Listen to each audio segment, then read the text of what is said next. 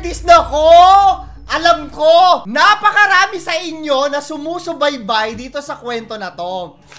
Intro lang tayo, no? Bago natin pag-usapan pa itong topic natin ngayong araw, napakarami na nangyari before this. Nag-away-away, tinanggal ng tape ang TVJ, na naging domino effect para mangyari yung paikot-ikot nito mga to. Balikan natin, nung natanggal ang TVJ, pumunta sila sa TV5, tapos ginawa ng tape na tahanang pinakamasaya yung Itbulaga dahil natalo sila dun sa rights ng pangalan na napunta ulit sa TVJ. Ngayon, eto nga, it's showtime.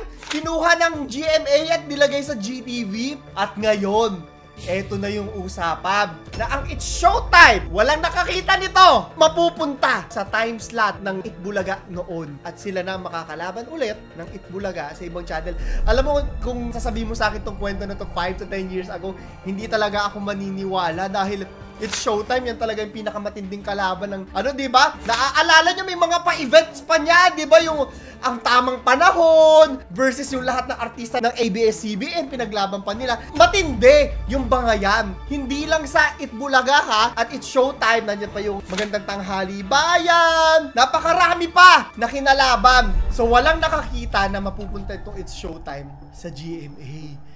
ABS-CBN and GMA are said to be finalizing details of its Showtime's transfer to GMA7's main channel. Balikan natin yung nangyari nitong, I think, last week or 2 weeks ago. Biglang nagpaalam sa ere etong mga hosts, tahanang pinakamasaya. Napakabilis lang, no?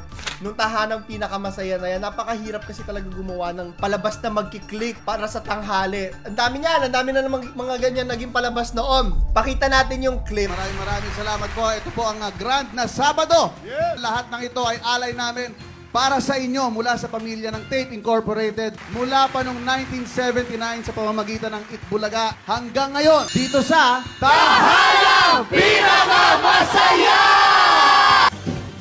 Tahanang Pinakamasaya! Tahanang Pinakamasaya! Sino pinakamaingay? Ayan, yung nagpaalam sila Isko Moreno at Paolo Contis kung saan napakaraming mga artista talagang nabash talaga sila at sinugal talaga nila yung career nila para mapasok dito. Actually, may marami pang posts, no? Sila, yung mga artista na binabash pa rin talaga sila kahit na nalulungkot sila. Ako personally, trabaho yun eh. Trabaho ng mga tao yun. So, hindi ko rin sila maaway at masisi. Ang trabaho ay trabaho at sumusunod lang din sila sa mga boss nila sa GMA or sa tape. Ngayon, may mga ganito. Hindi pa confirmed nung kinocompile ko tong kwento na to, no? Pero biglang may ganito, sabi, It's Showtime Family. Mapapanood na sa Family Feud PH. Ganyan yan eh, yung mga patikim ba, parang hinihint dahil hindi pa naman sure. Tapos titignan nila kung gusto ng mga tao. At napakaganda nung reception ng mga tao dito. Ayon sa lead vocalist ng grupong Rocksteady na si Teddy Corpus, babalik daw siya sa Family Feud PH kasama ang It's Showtime Family. Hindi mo kahit kailan maiisip yan, ganyang mga pangyayari kung noon yan. Mapapanood sila sa 2nd anniversary week ng Family Feud sa susunod na linggo, sabi, abangan daw. Eto nakikita kong pinakamalaking benefit dito ng GMA ha.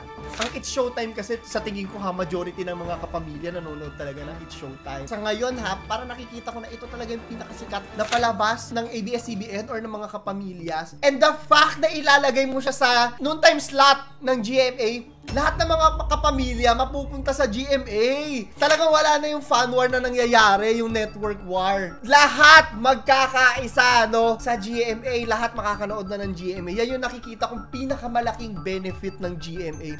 Kaya pinush nila to at hindi yung sa tape. Yan yung nakikita ko. Lahat ng kapamilya, magkakasundo-sundo, mga kapuso, magkakasundo-sundo na manood sa tanghali ng It's Showtime sa GMA7. It's Showtime! Ayan na! Nag-umpisa na ngayon yung mga balita. Will reportedly fill in the noontime slot vacated by Tape Incorporated's Tanghanang Pinakamasaya on GMA Networks Channel 7. Nireport daw ito ni Ogie Diaz na napakarami raw mga sources. Ako sa tingin ko matagal na talaga nilang pinaplano to at tinatapos na lang din ng GMA yung kontrata with tape. Kasi aminin na natin, wala talagang, kung makikita natin, yung mga ratings nila, bagsak talaga. Yung mga sponsors, bagsak talaga. So wala talagang kinikita. At the end of the day, business is business. At napakagandang chess move nito para sa GMA. At sa tingin ko talaga, matagal na rin nilang plinano to. Sabi dito, Paul, tatanungin ko rin kayo, pabor ka ba na mapanood ang It's Showtime sa GMA 7? Sabi, oo, pabor ako. Mutually beneficial yan. Pangalawa, hindi ako pabor. Syempre, marami pa rin mga loyalista, no, na kapag kapamilya, dapat sa kapamilya lang mapapanood. Marami rin kapuso loyalists na ayaw makakita ng mga kapamilya sa Kapuso Network. Ako naman, networks lang yan no? Walang dapat loyalty. Lahat yan dapat suportahan natin. At lahat yan nagbibigay ng entertainment sa atin. So, parang wala naman, di ba? Lalo na sa panahon ngayon na internet na.